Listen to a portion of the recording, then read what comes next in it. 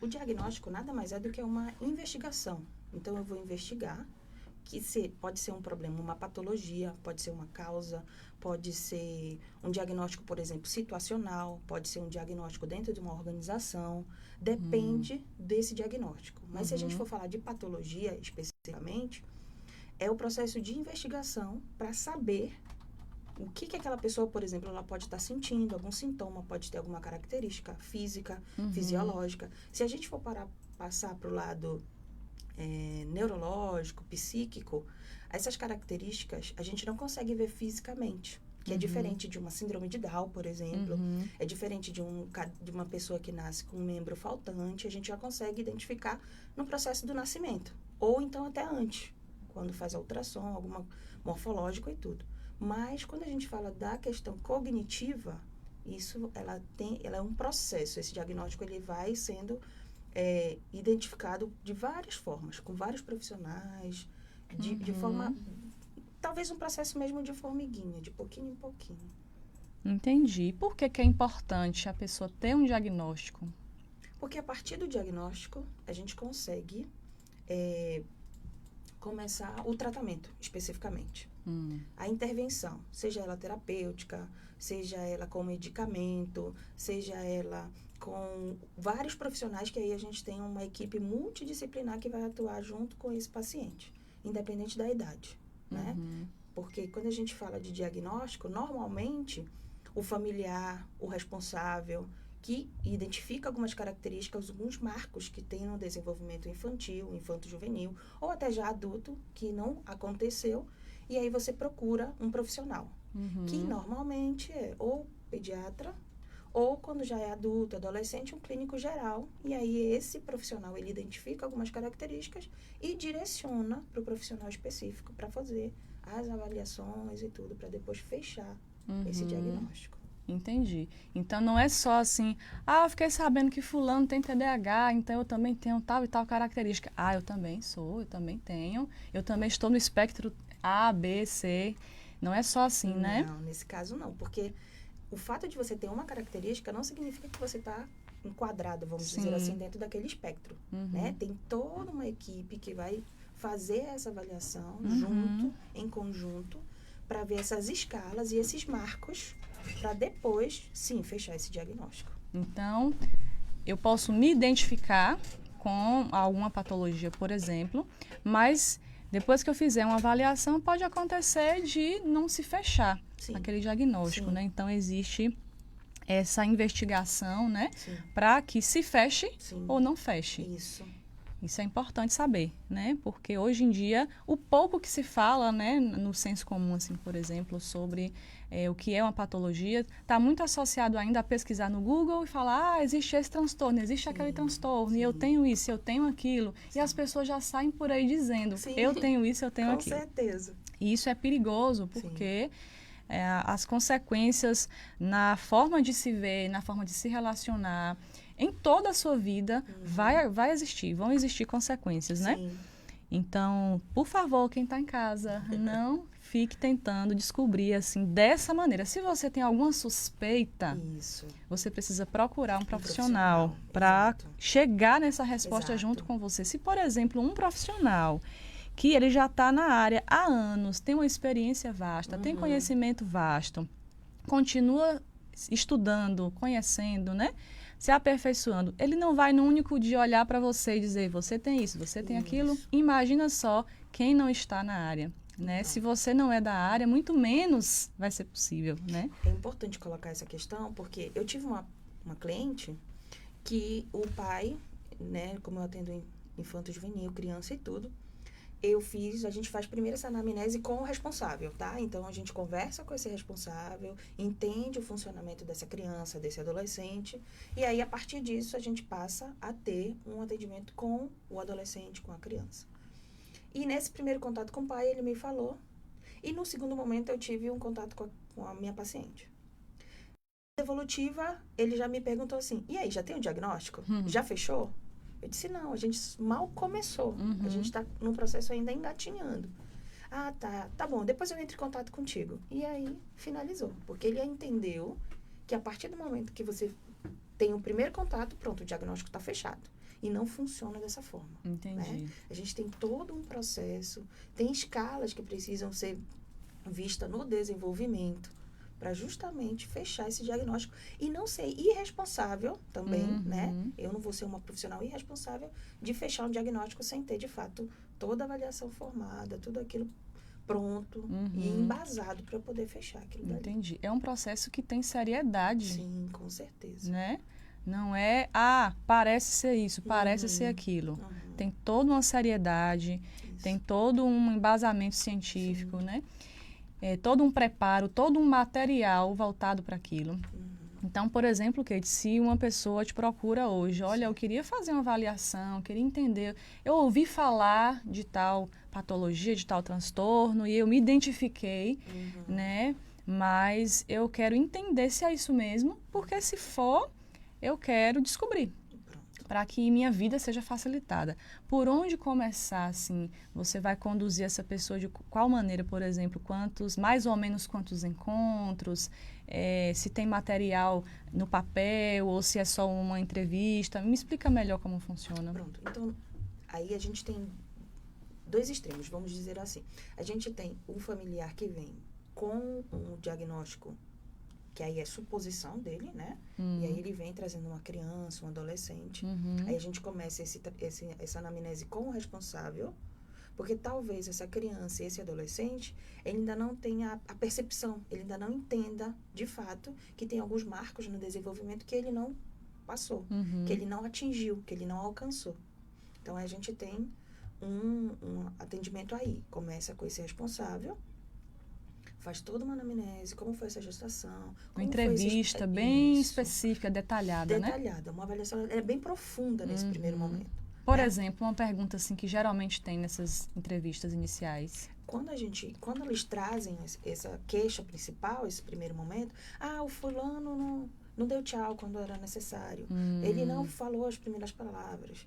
Ele deveria, com X idade, por exemplo, com 6 meses, já deveria ter a dentição, já deveria, 1 ano e meio, já está algumas palavras balbuciando. Então, eles têm esses primeiros recortes que eles não conseguem alcançar, seja por qualquer coisa, né? Então, isso significa que eu não devo sair por aí falando, não, cada criança tem seu tempo e é assim mesmo. A gente tem um marco, por exemplo, de 6 meses até 8 meses é esperado esse comportamento. De 1 ano até 1 ano e meio é esperado esse comportamento. A partir disso, a gente pode dizer que tem um retardo, um atraso. Importante saber disso. Né? Não significa que cada criança tem seu tempo, que pode ser que ela alcance esse marco um pouco depois, pode. Mas aí a gente já iniciou uma intervenção aí terapêutica, seja com fonoaudiólogo ou com qualquer um. Porque corre o risco de falar, não, cada criança tem seu tempo, e ignorar a necessidade de fazer uma avaliação, de se ter um diagnóstico, para que a vida dessa criança seja facilitada, para que ela consiga se desenvolver melhor, né? E chegar na adolescência, chegar na vida adulta com menos prejuízo ou sem prejuízo, não sei, aí depende muito, né? Mas é importante saber disso. E aí pode seguir falando sobre a entrevista, né? Você faz uma entrevista detalhada. Isso. E daí vai evoluindo para quê? Depois dessa entrevista detalhada, a gente tem as avaliações, né? Aí a gente tem a avaliação comportamental. Aí a gente vai fazer essas observações em todos os âmbitos que essa criança, esse adolescente, ele está inserido. No âmbito familiar, no âmbito escolar. Se tem alguma comunidade que ele frequenta, igreja, uma aula de judô, alguma outra comunidade que ele está inserido, também a gente faz essas observações. E aí vai vendo, depois de tudo isso colhido, aí a gente chama essa criança e faz essa avaliação com ele. E aí a gente tem instrumentos de escalas que fazem essa verificação e esse marco. Então, essas escalas, elas vão me dizer, por exemplo, o desenvolvimento X, cognitivo, em relação à atenção, à memória, às emoções, como é que está a avaliação? Aí a gente tem os instrumentos de avaliação e eles têm a base, né? O que seria o esperado, acima do esperado ou abaixo do esperado. Mas, Kate, é só um instrumento? Não, são vários, tá? Então, não é só um. Eu fiz uma avaliação hoje, pronto, eu já fechei esse diagnóstico. Eu volto a repetir, não é assim, né?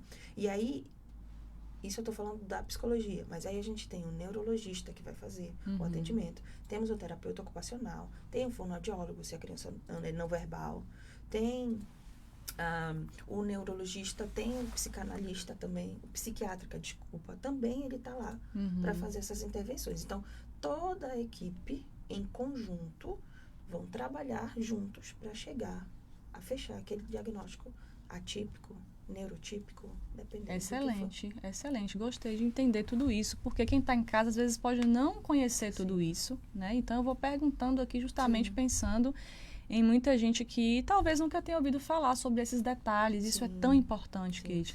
Então, se a pessoa ela vai e faz uma entrevista com você e ela suspeita de um diagnóstico e ela não conclui todas as etapas, então ela não tem um diagnóstico fechado. Exatamente. Para ser um diagnóstico fechado, concluído, né, completo, com a certeza de que é aquilo ali mesmo, precisa terminar de fazer todas as etapas e se precisar de mais profissionais, você vai indicando, você vai encaminhando e é muito importante. Então, é um processo, né? Não é um dia que você vai ali meia horinha. Não. É um processo de semanas, de até meses. Sim. Dependendo, por exemplo, no caso desse primeiro contato, normalmente ou o clínico geral ou o pediatra, ele percebe alguma característica e ele encaminha para o profissional. E aí esse profissional, ele começa a fazer a avaliação. E aí são todos os profissionais que têm experiência nessa área, né? Que são especialistas em diagnóstico, neurotípicos, atípicos, enfim. E aí, a partir disso, inicia-se o processo. Aí você tem um diagnóstico fechado, você começa o processo terapêutico. Aí vem a intervenção medicamentosa, aí vem as terapias que fazem para ajudar no desenvolvimento. Porque normalmente, eu volto a dizer, quando a gente nasce e tem uma característica física, a gente consegue identificar no primeiro momento. Seja o membro faltando, a deficiência auditiva, a deficiência visual, enfim. Você consegue perceber isso. E como as crianças ou os adolescentes, ou até mulheres, adultos, homens, enfim, a gente acaba perdendo algumas questões. Ah, não, ele sempre foi assim. Isso sempre aconteceu. Não, ele é muito tímido. Acha que é da personalidade, é isso? Pronto. Acha que faz parte da natureza. Da natureza. Daquela pessoa. E não necessariamente, né? A gente tem algumas comunidades que acabam sendo isoladas em relação a isso, né? Os ribeirinhos não têm tanto acesso. Alguns quilombolas também não têm tanto acesso. Algumas comunidades rurais não têm acesso às informações necessárias. Porque acaba que a saúde ela é mais precária, talvez, ou então mais deficiente nesses locais, né? Entendi. Então, os acessos às informações não são tão acessíveis, não são tão fáceis. Então, eles não conseguem ter, talvez, esse diagnóstico precoce de começar esse tratamento. E aí tem os prejuízos. Prejuízo no desenvolvimento cognitivo, prejuízo no desenvolvimento escolar, prejuízo nas relações interpessoais, que não conseguem, né, ter nenhum tipo de laço. Acaba que tem um convívio, conhece os pais, conhece o âmbito familiar. Fora isso, eles não conseguem ter um desenvolvimento aí em relação a tudo isso. Entendi. Então, isso significa que a pessoa que ela não recebe um diagnóstico fechado, né? Não faz esse processo de avaliação e não conclui, ela tem prejuízos na sua vida? Adulto, no desenvolvimento da sua No vida. desenvolvimento. O que seria isso, assim, na prática? O que é uma pessoa com prejuízo no seu desenvolvimento, né? Na adolescência, na infância também, né? E chegando na vida adulta, claro que a gente depende muito de uma resposta de qual seria o diagnóstico, né? Mas de uma maneira geral, assim, quais prejuízos a gente pode já levantar? Por exemplo, a Yane, ela pode ter dificuldade nos relacionamentos interpessoais e não saber que aquela dificuldade vem de uma limitação que foi instalada aí desde sua vida da infância e ninguém descobriu e ninguém soube para cuidar, para melhorar. Então, seria por esse caminho aí de prejuízo no relacionamento ou prejuízo em quais áreas mais? Baixa estima, atenção, memória, concentração, foco. Né? Às vezes eu quero um objetivo e eu não consigo me concentrar naquilo para eu conseguir aquilo que eu quero. Né? E sempre eu começo uma coisa e nunca termino. né? Então, tem todas essas questões, essas vertentes que acabam, talvez quando a gente é adulto, que a gente já tem um desenvolvimento cognitivo um pouco melhor, pode ser o funcional, que a gente chama, né? Ele não seria o ideal, não seria o esperado, mas ele é o funcional, né? A gente tem profissionais? Não necessariamente profissionais, mas a gente tem pacientes, né, que eles são totalmente funcionais. Entendi. Apesar de alguns marcos eles não teriam alcançados, mas hoje eles são funcionais. Conseguem trabalhar, conseguem ter um relacionamento profissional, de fato, né? Consegue ali dar uma resposta, mas tem alguns prejuízos de relacionamento, por exemplo, afetivo, né? De controle de algumas questões. Eu tenho uma meta para alcançar no meu trabalho, eu não consigo. Sempre tudo está dando errado, nunca dá certo para mim. Então, são algumas questões que no desenvolvimento deveriam ter sido marcadas e não aconteceu. Quando a gente está na vida adulta, inclusive algumas mulheres adultas que têm TEA, né, especificamente o autismo, elas têm um índice maior de desenvolver estresse, ansiedade e depressão. Então, se você não consegue, nesse primeiro momento, ou essa antecipação, essa precocidade no diagnóstico, você tem prejuízos lá na frente. Entendi. Então, é importante a gente entender esses detalhes. Muito importante, porque são vidas. Sim. A gente está falando de vidas, a gente está falando sobre uma qualidade em se viver, em se relacionar, em se projetar para frente, né? Para seguir, para chegar no futuro, para fazer a sua vida correr, funcionar mesmo. Então, assim, quando você fala sobre ter uma vida funcional, seria então, me corrija se eu estiver equivocada, tá? Mas seria então a pessoa que ela tem muito prejuízo no seu dia a dia. Eu vou criar aqui alguns exemplos, mas a gente não pode achar que todo mundo que recebe um diagnóstico tem isso, né? Você está aleatoriamente. Uma pessoa que ela tem uma bagunça crônica, uma bagunça que ela não consegue se organizar, a pessoa que tem dificuldade com concentração e algo que a atrapalha a fazer um concurso, a fazer um vestibular, a fazer uma prova, e ela está sempre recebendo esses prejuízos.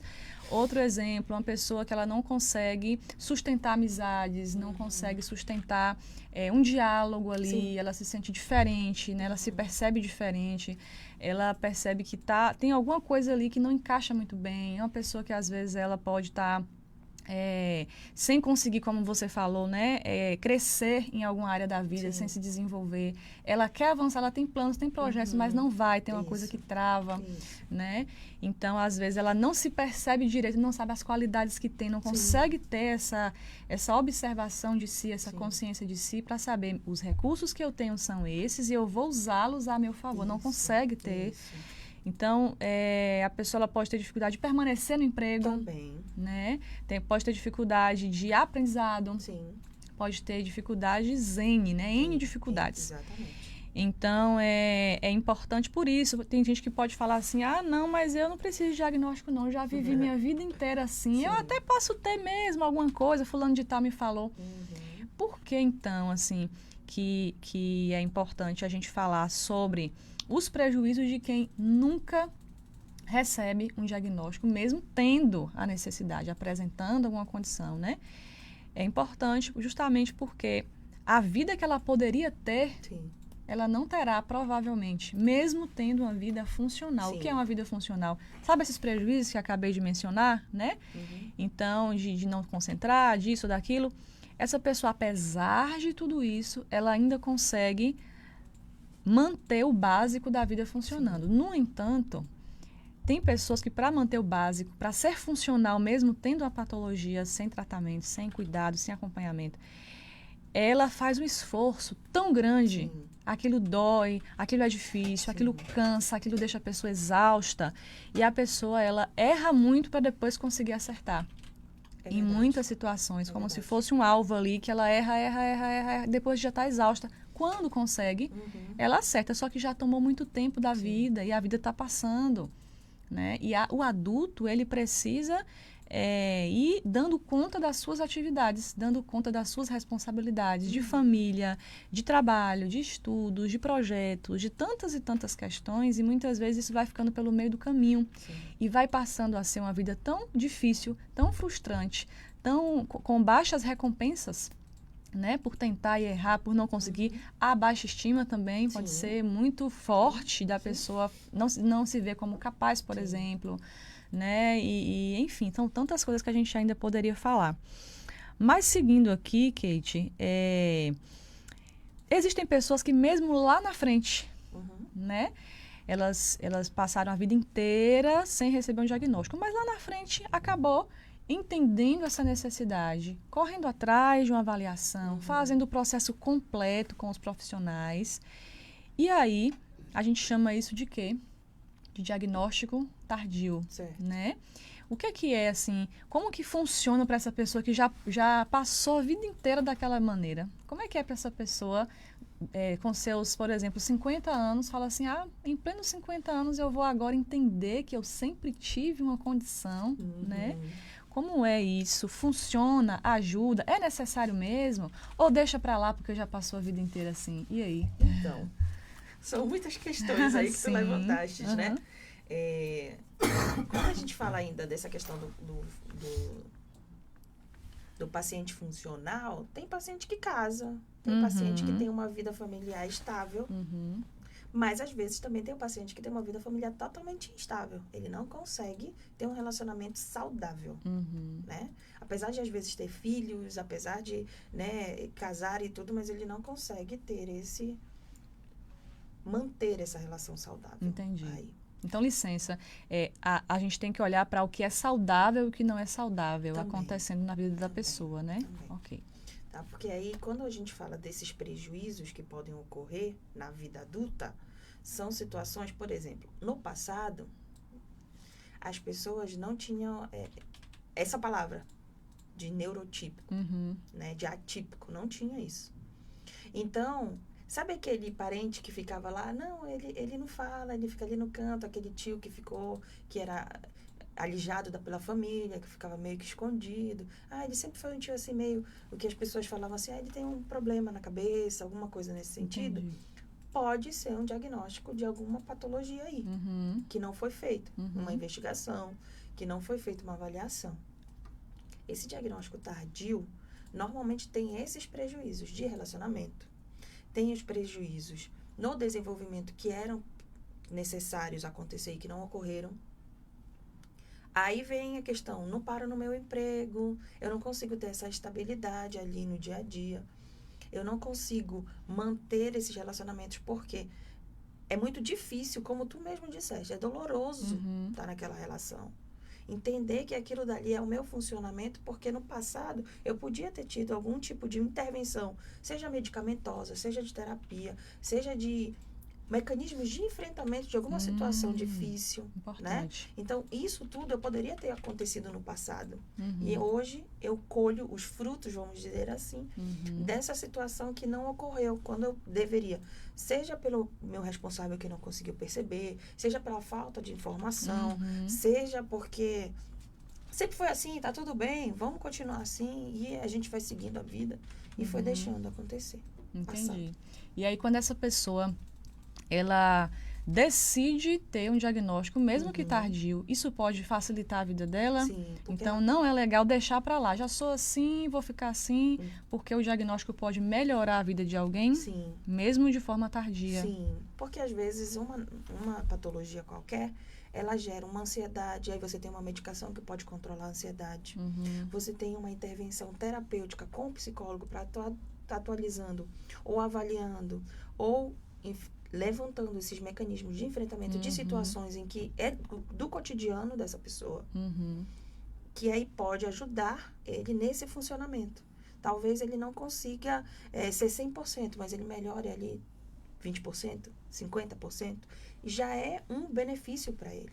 Já Entendi. é um desenvolvimento daquilo que antes estava travado, por exemplo, que estava parado, estagnado ali. Entendi. Isso significa que um diagnóstico tardio pode significar esperança. Sim. Claro, porque ali eu posso ter alguns ganhos né? Nesse processo todo. Mesmo sendo funcional. Em algum momento, você percebe que não tem, talvez, olho no olho, né? Aí você já consegue ter uma interação melhor, já consegue os relacionamentos serem mais fluidos, serem mais facilitados. Não é tão difícil conversar com alguém, não é tão difícil fazer uma pergunta, não é tão difícil me relacionar com meu colega de trabalho. Não é tão pesado, doloroso, entendeu? Entendi. Então, isso significa que, tendo essa esperança, essa pessoa pode se desenvolver com os profissionais adequados. Sim. E a vida pode ser outra, a vida pode melhorar, com certeza. A qualidade de vida pode melhorar.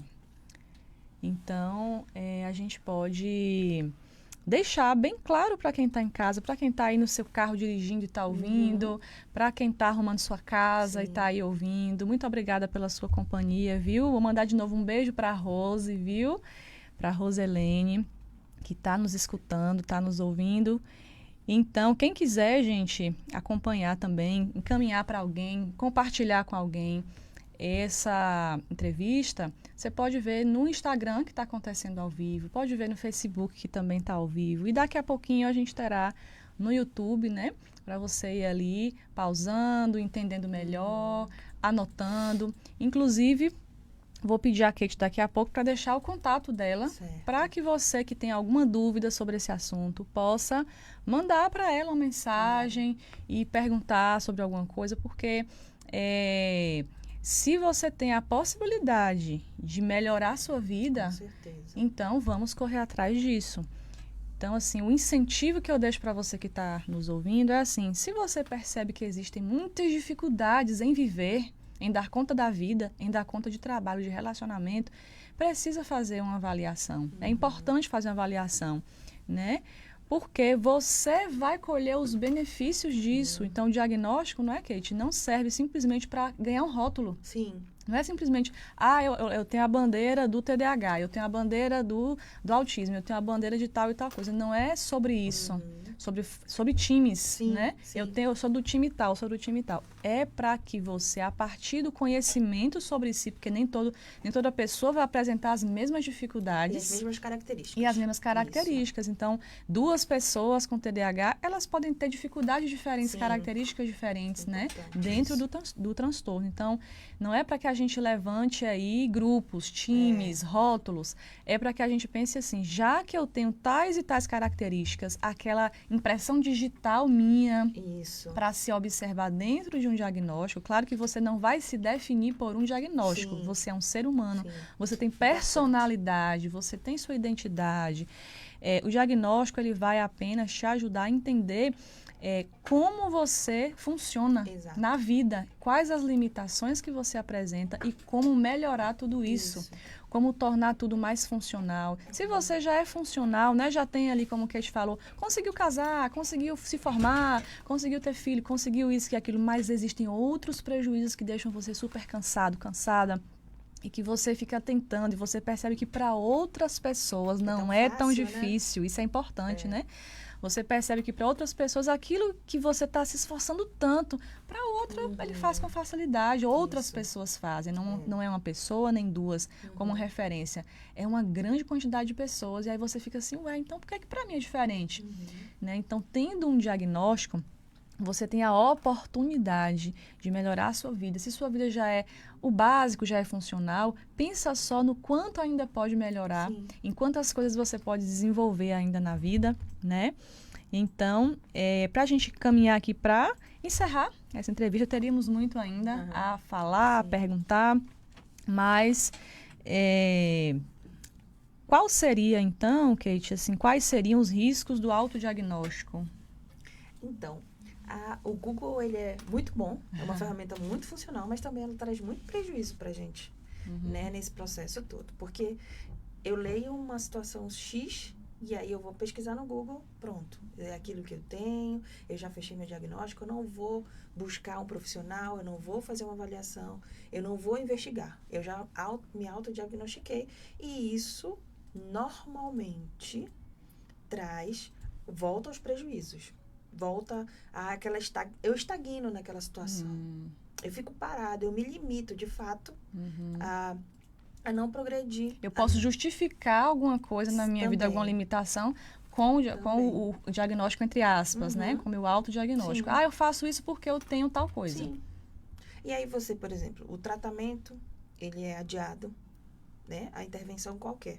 Medicamentosa ou terapêutica. Ou a investigação precisa ser feita, ela não é feita. Ela não ocorre. O agravamento também pode acontecer dessa existência ali, dessa doença pré-existente. Pode agravar. Eu posso ter impactos psicológicos, sociais, negativos. Tudo isso pode influenciar diretamente no meu autodiagnóstico, porque aí eu não tenho a certeza daquilo fechado, não tenho a confirmação, não tenho um laudo, não tenho, né, nada que comprove de fato aquilo, mas eu me autodiagnostico e aí volta a situação. Eu não faço isso porque eu tenho isso. Eu não tenho... A minha vida não vai pra frente por conta disso. E o meu relacionamento não vai por conta disso. Ah, mas eu sou assim, eu me boto numa posição, talvez, de coitadinho.